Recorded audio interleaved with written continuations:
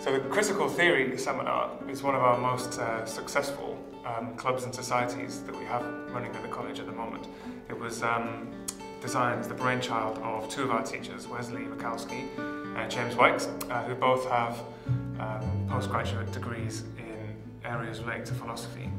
And they thought it might be a good idea for them to share some of these ideas with the students. We talked about this idea of language games last week with Wittgenstein, and this idea that every group of people has a different way of using language, of communicating with each other, and every type of language use is a new language game, multiplicities of language games.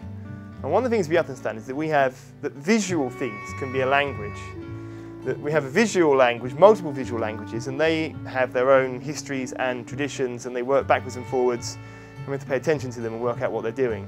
Basically, it's about looking at society and sort of deconstructing ideology. Yeah, it's just opening your eyes up to the world, literally. It sounds dramatic, but it kind of changes your life because it changes the way you view life in general, and you see things that you never really noticed were there, but then you always did. And the one we're going to start concerning ourselves with here is the idea of women and the idea of sort of landscape painting or painting of still lifes and advertising, which will come out the other end.